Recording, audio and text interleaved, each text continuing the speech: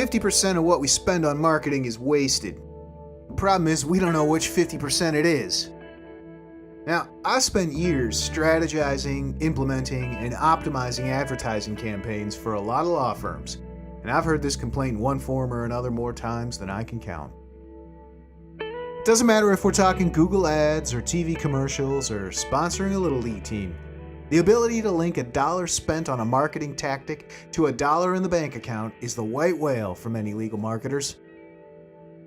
But why is this? These days, we have more ways of tracking consumer behavior than are probably even necessary, and in many countries are now no longer legal. So, are there too many options available? And so with all that data coming from so many different places, there's just no way to keep on top of it? Has the technology just gotten so far away from the advertisers? Maybe. But maybe it's not the numbers or metrics themselves that are the problem, but instead, it's how we put them together and attempt to derive meaning from rows upon rows of spreadsheet data. Maybe we aren't asking the right questions. And if that's the case, what should we be asking? Well, these are the questions we're asking today on Lawsome. What's measurable? What isn't? And what happened to our advertising budget? You ready? Let's go.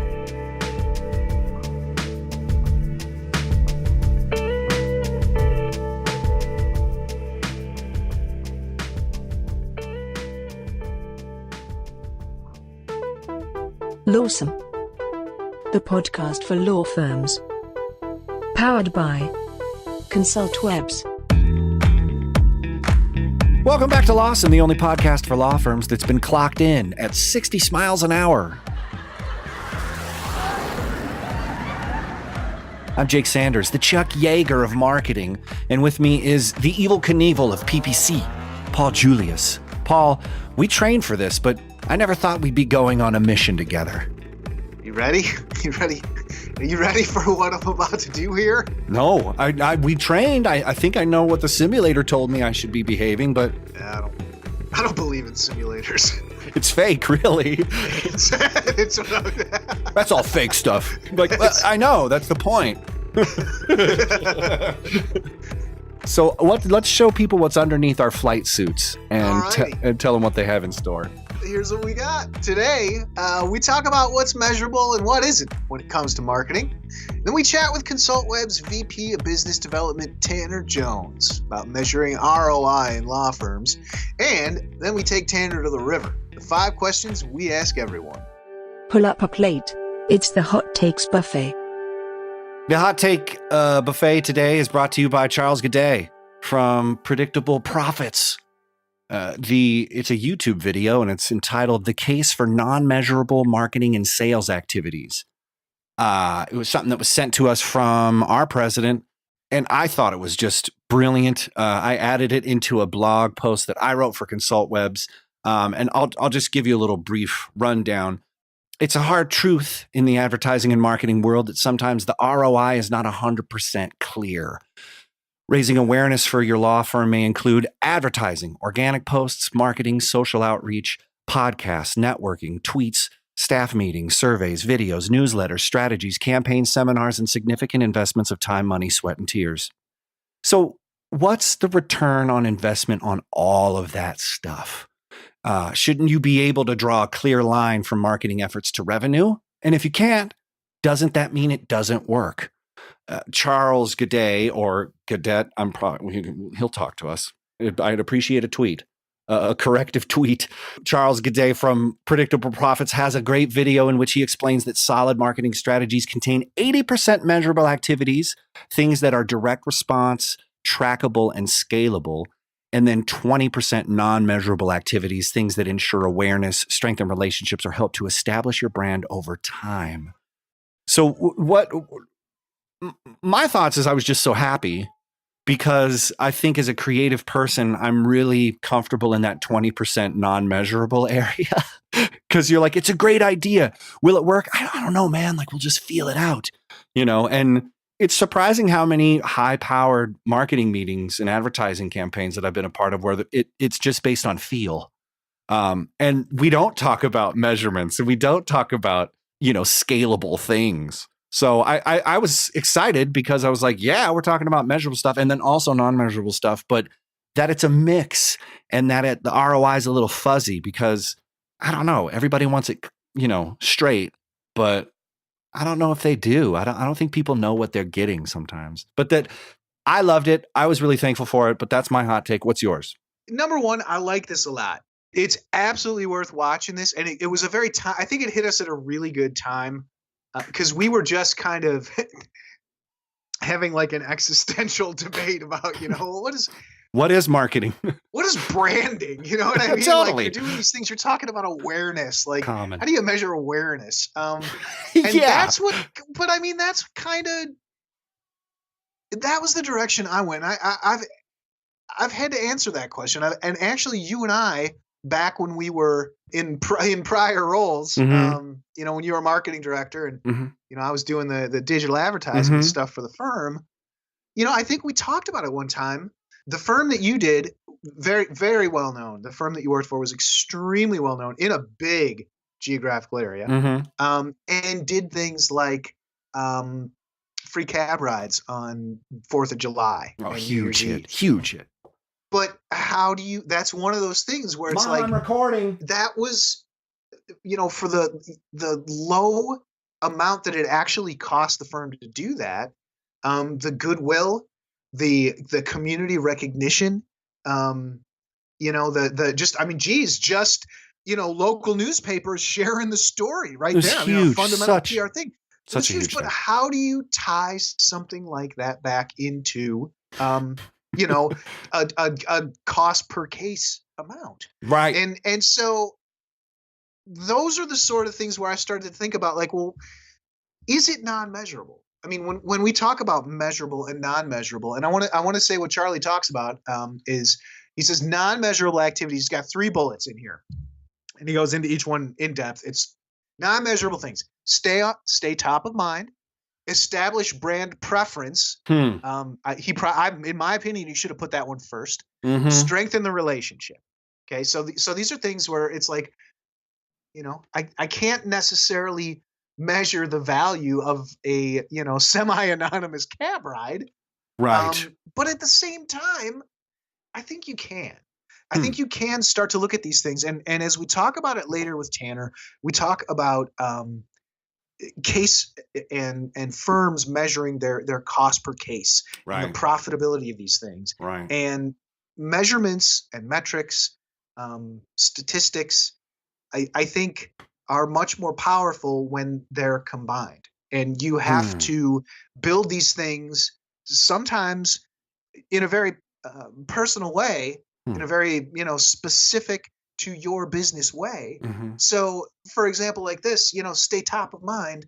Well, how do I measure that? Well, if I was running a remarketing campaign and I got, X amount of impressions, maybe not ad clicks, but that means that somebody saw this ad a certain amount of times, and my increase in repeat website visits went up after I was running this thing. Maybe people didn't, click on the ad, but maybe the branded search term inquiries went up. Mm-hmm. I think I'm just saying, like, and that's kind of obvious, but I'm saying, like, there's an example of saying, well, could we try and put some metrics on it? I'm just, I'm an old AdWords man, so I like, non-measurable.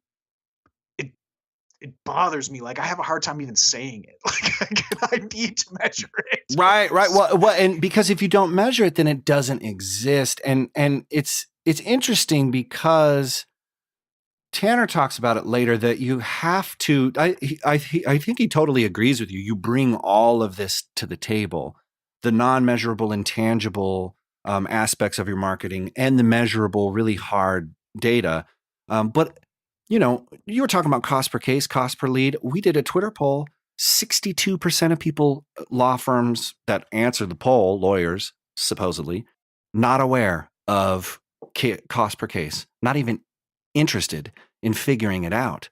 Cost per lead, 60% straight up, not interested in understanding it. Very small percentages were like, how do I calculate that? You have to know those base measurements to take to the intangible because that's what makes it measurable. I think you gave a good example of like this seemingly non-measurable thing can actually create bumps in the measurable. But I think what's Tanner brings to the table is that you have to come to a shared reality about what those measurements mean and those metrics mean, like for a business, and then have honest, frank conversations about how you're going to track it. What does success mean? And then you go forth and market and advertise. But a lot of people don't have that conversation because they're afraid to look stupid. And that's why I think you're afraid to show up with some non-measurable stuff, because it's like, no one wants to go to the marketing meeting and be like, I'm a daredevil. I'll show up with it. What I really like about this, and I'm just kidding. Yeah, I mean, I do. It does make me nervous, to be honest. It really does. But what it would make anybody nervous. What I do like about this, though, is that what Charlie is saying is that, but these things are important. Like, this is part of a bigger thing. Staying top of mind. You have to spend time and money on that. And even if it's not something that you're going to turn around, after this, free cab ride campaign that you have, and you're just going to feel the sales. You're not going to be like, slap man, we crushed it this month. Like, it doesn't work that way. Yes. And a lot of what you do isn't, maybe non-measurable is like not, it's not a direct point A to point D line to a sales. Right. You know what I mean? Right. But it matters. It matters. I was just talking to one of our marketing managers here who said every time we get involved with a client who has good relationships with the community, like doing that cat thing, but is tight with local businesses, contributes to the local schools, maybe sponsors some scholarships, stuff like that. He says when we come in, even if they haven't been doing anything really online, anything deliberate, he said it's always easier. It's like everybody just kind of knows, and there's this recognition that goes with it. So non-measurable, I think that the key thing for me is it doesn't mean inconsequential. Much as I struggle with it, it probably affects those measurable things in deeper ways than you know. Wow. But that's why I dig to try and find ways to tie it back. Yeah, well, but that's why it was so great to find this YouTube video and this, predictable profits. I've seen them, at legal marketing seminars and stuff. And, in some ways they're a competitor, but really we're colleagues because we are all fighting the same fight, which is just trying to explain what can be measured, what can't, and then how ambitions and dreams and hopes, and fears and vulnerabilities all play into that, and then tie it into hard numbers, sales. It's a very weird nexus to be in between. And so finding something like this was great. That's why I wanted to share it with people, because abundance mindset, Charlie has some amazing things. Listen to him. And then Tanner has some amazing things to say. That he's spent a decade talking to law firms, thousands of lawyers he's discussed marketing strategy with, and he's going to give you some choice insights. And I think what's exciting is he's all into this non-measurable thing, because without the heart and the soul and the body and faith in all of this activity, you're not going to be able to. I can show you all the greatest measurements in the world, but if you just don't believe them, you're not a part of this reality, it doesn't mean anything to you. So, man, I love what you said was really, really brilliant, though. Just because you can't measure it doesn't mean it's inconsequential. So that's just fantastic. Thanks. Well, Tanner's pretty consequential too. I know. So let's follow the consequences and go to the interview. All right, let's go. Lawson continues. But first, a word from our sponsor. I met Tanner, who works for Consultwebs, on a plane on the way back from Key West, Florida. And I'd just been thinking that I needed to do some more marketing for my law firm. So when he told me that he worked for Consultwebs, I was super excited. From the beginning till even now, I've been with them for almost 2 years, and the experience has really been great. Having Consultwebs on board is really like having your own team of people that really care about what kind of business you're getting. I mean, practicing law can seem kind of lonely. You always are wondering, how am I going to get clients? How am I going to make payroll? But with Consultwebs, it's not just me worrying about having people come in the door. They're there as well, and they've been so responsive. Since I started with Consultwebs, I have increased the number of employees double at least. And since I started with Consultwebs, the revenue has tripled. So it's really been an incredible experience. Go to consultwebs.com to learn more. And now, for a Lawsome interview. Tanner Jones is Vice President of Business Development at Consultwebs. He's passionate about law firm marketing and helps his clients understand how effective, unique marketing strategies can expand their presence, expand their business, and ultimately connect them with more clients. Tanner got his bachelor degree in business admin and management from Berea College, has worked as a student advisor, sales associate, and marketing director, and now brings his unique set of skills to the Lawsome Podcast. Tanner, thanks for coming aboard. Jake, thank you. Very, very glad to be here. It's an honor. Oh, It truly man. is. I mean, you know, we see you enough. That's Might as true. well get in the van. That's true. I will Um, say I couldn't help but notice that you're like 60, 70 episodes deep, and this is my first invite, but I won't hold that against you. It's just intimidation on our part, Tanner. We were building up to it. It took us 64 practice episodes to get ready for you. And here we are. That's right. So well, talking about practice, I mean, you've talked with hundreds of lawyers, thousands of law firms. I mean, over your career about digital marketing here with Consultwebs. A lot's changed with tech, phones, communication platforms, advertising opportunities. What are the top client concerns when it comes to marketing law firms, and have they changed since the beginning when you talk to clients? Sure. Yeah, loaded question. Sorry. 10 years is a century on the internet. The times they are changing. It's constant. In fact, I'll throw out some Greek philosophy there. Change is the only constant with this. This is, when you look at technology, when you look at different software that's available, even methods for marketing. Mm-hmm. When I first started helping law firms get cases online, social media was, Google Plus was there. It was available. Very, very low following there. So not really a whole lot of opportunity with respect to lead generation. Right. And so look how far we've come just in social media alone. Firms actually signing cases, thousands of cases from social media. So a lot has changed, but I will say that at the end of the day, the concerns have not changed. Or the primary concerns have not changed. The comment, I need more cases, is still on the tip of every tongue out there. Everyone is looking to find a way to grow their caseload. You have a good year, well, now the expectation is to have a better year the next year. And so the constant there is, people need cases. Law firms need cases to survive, and firms who have leaned heavily on referrals, which is candidly that's a lot of our clients.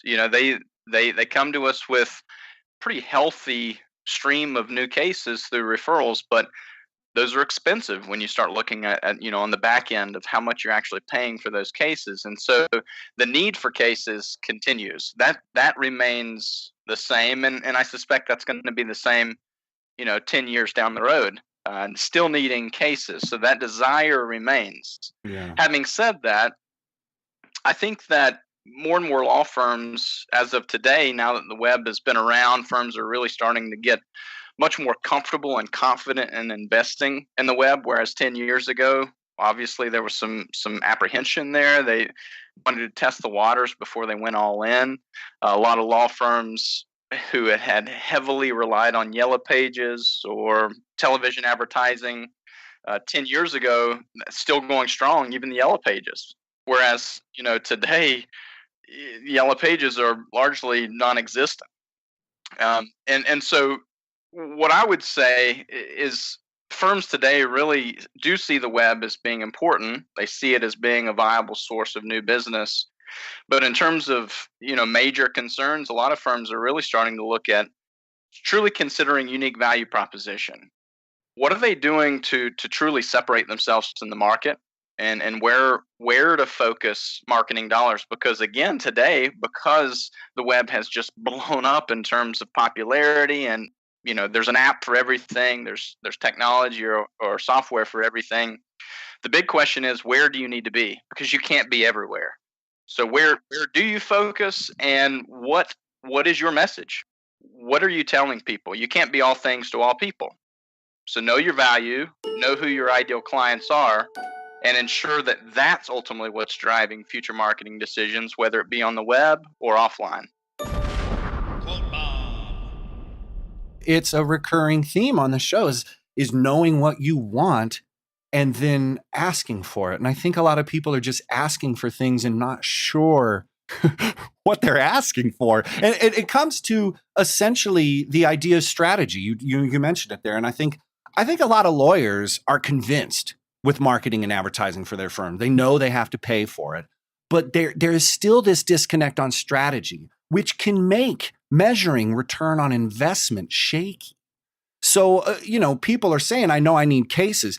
Some people are saying it's not even important how much money I spend. Just go get it. But how do you help clients focus their ambitions and get realistic about their marketing investments? Mm-hmm. Everyone's different. I just got through saying you can't be all things to all people. You have to identify who you are. So that's step one. Understanding really, truly what makes you different. It's funny, everyone's stressing the same things, or it seems like you can go to one law firm website in this market and turn around and go to another law firm website in another market. And it's likely some of the top level messaging that you receive is going to be the exact same. Everyone's just rip off and repeat. They're trying to say the same things to everyone. So that's step one. Truly understanding who you are and what separates you. Yeah. The next piece is ultimately competition. Depending on the practice areas, depending on the market area, competition is either going to be fierce to the point of maybe you need to find another practice. It is so saturated that you could spend tens of thousands of dollars on the web and still not come close to breaking even. Admittedly, there are certain markets starting to become that way. Whereas the polar opposite, there are definitely soft markets throughout this country based on market and market size and population, but also practice area. So know the competition. Competition ultimately is what drives costs, drives expenses for marketing. If it's a soft market, you have an opportunity to get in at a reasonable price and actually start to secure clients at a reasonable expectation in terms of cost per case, which we'll talk about here after a while. But I think competition is definitely something you want to look at and determine. Once you've determined your UVP, does it make sense to even pursue this based on competition? I encourage firms to determine shared benchmarks. And what I mean by that is shared benchmarks between you, the firm, and whoever it is that you're working with on your marketing, whether that's an individual, a consultant, a marketing agency, whoever it may be. Really have honest conversations about what are we trying to achieve together, because otherwise you're going to be flying blind. You set yourself and your agency up for failure if you're not having those early conversations about what are we truly trying to accomplish, and not just general or even vanity metrics. I'm talking about the ones that actually make an impact on your business: cost per lead, cost per case. And if an agency or consultant's not able to have that conversation with you, I'm not suggesting that you walk away from them, but you should definitely work to understand why. Why don't they have that context? And maybe it's because they've never been held accountable to focus on those metrics, or maybe because that adds too much accountability to the relationship. But either way, that's critically important in starting any kind of aggressive endeavor in terms of getting more cases from the web or offline. To step back, I would also say, the cost per lead and the cost per case metric, that's essentially the bottom of the funnel. Those are the main ingredients to a successful business endeavor, specifically with marketing. And online, I think it's quite easy to really point to, I mentioned the term vanity metrics because I see that. I think it's easy to point to early successes, and in some cases, like with a search engine optimization campaign, where you're essentially trying to convince the search engines like Google that you're the best resource in the market. Well, you don't just jump right in and start seeing signed cases. And so please don't, misinterpret what I'm suggesting there. There certainly are other metrics that point to success, especially in the early stages. But that should not minimize the end goal in terms of cost per lead and cost per case metrics. And I would also say that you have access as the law firm to draw on historic data. And so you could look back through prior months' activities, even without aggressive marketing, and determine how many leads are you currently getting as a law firm. Of those leads, how many are you signing? So if you drove 30 leads from your website or overall last month, you signed 3 of those. Well, if you can start to draw consistent data like that and looking back through historic data and determining what your conversion rates are for leads, the value of those cases, that's the type of data that you should bring to a consultant or to a marketing partner, so that you can both come to what you both feel would be realistic numbers and numbers that can scale, numbers that will ultimately provide you with enough of a margin to continue running a successful practice. So I have a question about numbers, to dig a little bit further into this. You talk about vanity metrics. Jake and I had the kind of marketing director vendor relationship, and we've been down that path a lot. And sometimes things that a marketer will understand or a digital advertising provider will understand may not be something that translates well to a shareholder or a lawyer, partner, or something like that. Right. Partner, absolutely. Sure. And so some of these things, it might be like, we're going to talk about cost per lead. People can get easily persuaded, or maybe don't ask questions or stuff like that. Where I'm going with this is when you talk about getting those things down and say we've established what those metrics are. We want to talk about cost per lead, cost per case, what it takes to get from a landing page inquiry to a phone call to following up with intake to all that. You get all the way down to the bottom of that. Are people asking the right questions about that stuff? Do you think that people just get this data and say, I'm not getting enough leads, when maybe the question should be, am I handling the leads I'm getting properly? Yeah, excellent question. Great question. Yeah, I think if we're honest with ourselves, and if attorneys are honest with themselves, the sooner you can come to the conclusion that you don't know what you don't know, and determining when you can actually start to lean on expertise and somebody with prior background in that, the better and the faster you're going to make decisions that actually benefit your business. And so I think, Paul, to address your comment there, I think the truth is that most attorneys don't know what to ask. And because of that, a lot of times they feel stuck. They've started a marketing endeavor because, whatever it was that they were pitched was shiny, it looked great, seemed like it was working for other firms. And so they jumped in, not truly knowing all of the details, or most importantly, not having that hard conversation. And sometimes it's not even that difficult, but having the conversation of what are we truly trying to accomplish, and how do you define success as a marketing provider, and how does that line up with how I define success? Because I've spoken with thousands of lawyers over this time at Consultwebs.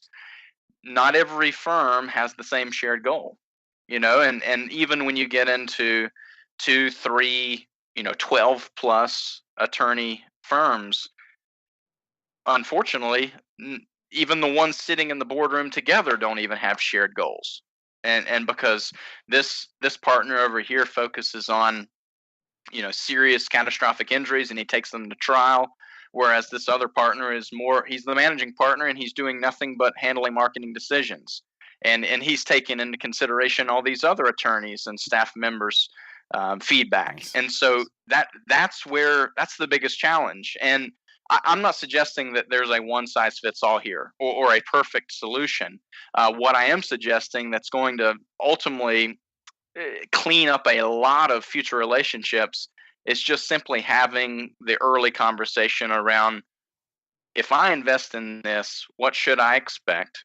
Based on your prior results with other clients, what should I expect? Specifically, clients, value of clients, return on investment, and then be honest with yourself in setting not dream numbers, because that's often where lawyers will go. Is, if you're asking me what I expect, well, I would love, Yeah.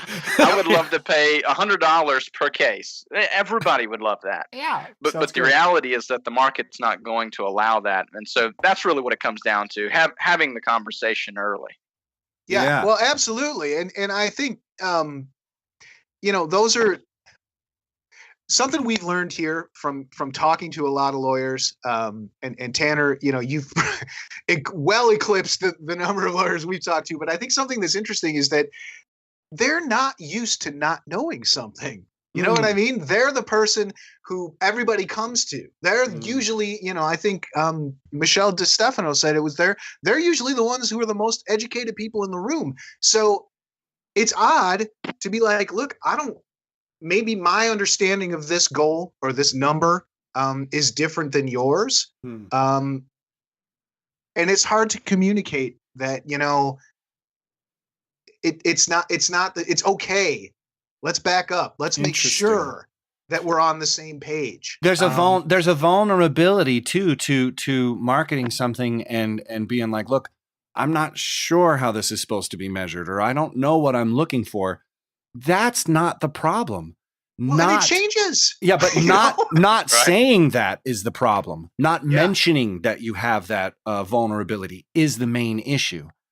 That's a really interesting point. I mean, do you see that with people, like good clients that we, work with, that get it, kind of show up with that beginner's mind, and is that the track record for success? Or have you ever like convinced someone after the fact, or like after the whole contract is on fire, and then you have to save it? I mean, is there something about successful lawyers being this honest? And then what are the preventative things that, I guess it's really like, going forward, lawyers who want to open a law firm, what do you think is something that they need to be savvy about? Do they need to be savvy about automation inside their practice? Is there some tech that they need to be do they need to drill into, do they need to get an MBA? Do they need to, what do they need to hire out? I mean, going forward, opening a law firm seems like it's going to be more and more difficult because there's going to be more and more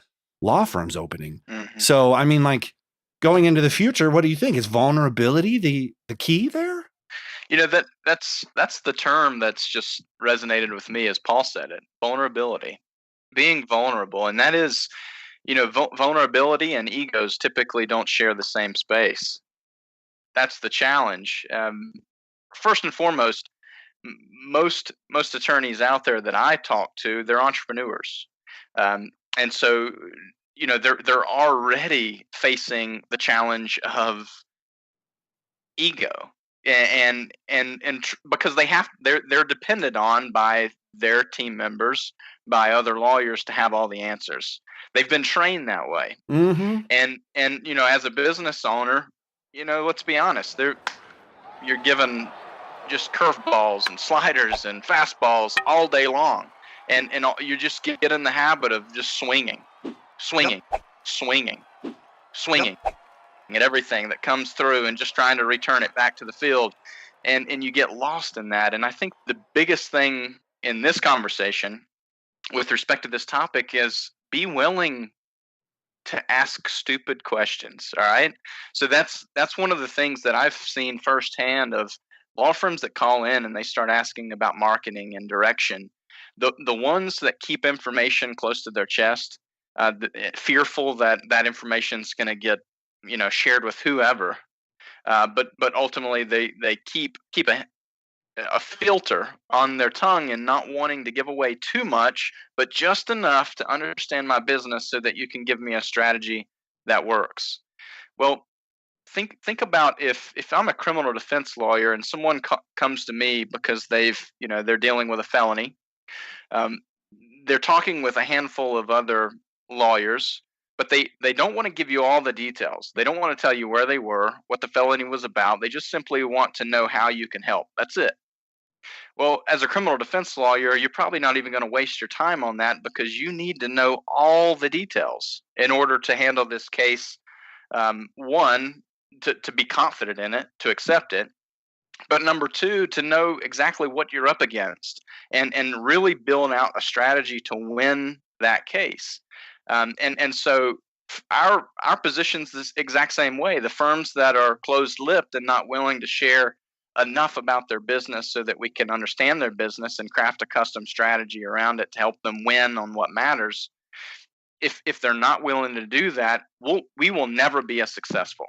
And I've seen that firsthand. I've seen clients that'll come in, they're willing to open up their books to a large degree and show us what's worked, what's not worked, what are their challenges, be honest about intake, because that's that's a topic in and of itself where intake is just completely killing any marketing success out there.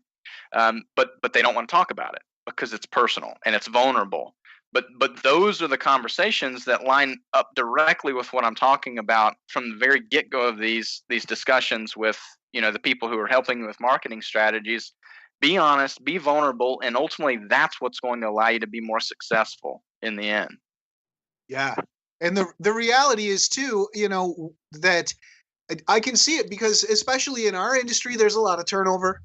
There's a lot of people who get burned. It's just a fact. We've talked to I know, Tanner, I'm sure you have. I know I have. And the fact is when we come and talk to somebody about this kind of stuff, it's not because I want to use your information to find the next client. I think that's a very key point to make here is that there's you're just going to run into it. There's places that they have very high turnover. And that's, I could see being wary of wanting to share information with something like that, because you know what? They're not using this to help me. They're using it to help them. You know what I'm saying? I get that too. I see that side of it, and I hear those concerns from lawyers, and I get it. Somebody who's been burned, they've been through 3 or 4 different agencies over the last few years. They definitely don't see it as a true partnership going in, and they the comment of trust is earned, it's not given. Totally understand that, and by no means am I suggesting that every lawyer out there listening to this podcast go out there and just spill everything about open your books. Yeah, that's definitely not what I'm proposing. But on the other side of it, be willing to ask those questions that, because you don't know it. Oftentimes it is we get in our own heads and we think, well, I'm not going to ask this, or I'm not going to share this because it may be a stupid question, maybe something that's already been answered. Be vulnerable across the board. Be vulnerable with respect to understanding the ins and outs of their business, their strategy, but also be vulnerable with respect to sharing what really matters to your business and where are you trying to take it. Yeah, man. Vulnerability is great. And I think that maybe just structurally thinking of pliability, you're not breaking through your defenses or anything. You're just allowing a larger channel for information to flow through. So it isn't about vulnerability. It's about inquisitiveness and saying, well, I'm curious. And I think most people don't want to seem curious because it makes them seem stupid. So it's essentially a fear of being dumb. I would agree. So the vulnerability doesn't quite add to it because like, I want you to be soft. And it's like, no, don't be soft. The point is you just have to know you're not going to get anything valuable if you don't give something valuable. And so it's an exchange. It isn't a partnership, but is an exchange. And the way you talk about this stuff is just brilliant, man. And it's interesting that it isn't, you're not really hawkish on calculators and you're not really hawkish on, certain practices. And because everybody's unique, you're going to do your own thing. But there is a core of just being curious. And then what could that lead to? Because that's what Paul and I's relationship was I was curious. And we were saying, well, how can we get those shared goals? How can we get those shared metrics? And I had to go into, Needles, go into the CRM at my law firm and find this stuff and connect it. And the minute we did that, the lights went on and it was like, hallelujah, and everything's going because we're scaling on metrics that matter. And just the way that you talked about shared goals, shared metrics, vulnerability, it's brilliant because it doesn't feel business development. It feels like a little bit of church. It's true. But I mean, Jake, that's a really good example because, and that's something that I think we've been kind of getting at with all of this is that metrics by themselves sometimes don't have a lot of meaning or can be used to illustrate a point. But once you start combining them, once you give that and start like triangulating things, that's when you can really start to understand, oh, so this is how website visits, turns into leads, turns into, intake, turns into cases, turns into dollars in the bank account. Mm-hmm. I mean, that's the path we went down, and it's hard, and you have to wear your shoes, and you got to get ready for the voyage. But once you do it, it's amazing. And it's odd because these Twitter polls that we're sending out, people don't know their cost per case. People don't know their cost per lead. Now's a chance for you to ask those questions. Go right now, be vulnerable at your practices and ask these questions before you want to make a change, before you want to make a dream, and before you call Tanner because he's going to ask you these numbers. Right. So if people want to hear more about you, want to learn more about Consultwebs, how can people find you on the web, Tanner Jones? You can definitely check out consultwebs.com. Got a bio there with contact information. It's one of the better places to reach me. Certainly find me on LinkedIn. It'd be another great place to find me, Tanner Jones. And I'd love to have a conversation, just around this and diving deeper into the business, providing as much value as possible. 5 questions we ask everyone. There it is. Tanner, 5 questions we ask everyone. Okay. Number 1, what was the last book you read? Last book I read would have been Humility. The book Tanner's mentioning is Humility by Andrew Murray, written in 1895. Good. Number 2, what's your favorite place? I would say in the great outdoors, with no phone around me, just nature. Number 3, what sites, blogs, newsletters, or podcasts do you regularly check in with? So I'm a huge fan of this up and coming podcast, Lawsome. I would definitely recommend people check that one out. I'm also a big fan of Chris Lacurdo. I follow his podcast. Toughest question on the list, number 4. If you were stranded on a desert island and could only pick one condiment to take with you, what would it be? I was afraid you all were going to throw this one at me. I'm going to have to go with bland black pepper. Oh, that's all right. I like it. Telling you, one time someone's going to answer that and be like, I thought you were going to throw this one down and just be like, the blood of my enemies. But anyway, okay, number 5. After a long day or a long week at work, how do you relax and unwind? Playing with the kiddos. Spend some time with the family. Nice. For show notes, links, and info, go to thelawsomepodcast.com or follow us on Twitter or Facebook. Be sure to leave us a review and rating in iTunes or wherever you find the you listen to. Until next week, stay lawsome.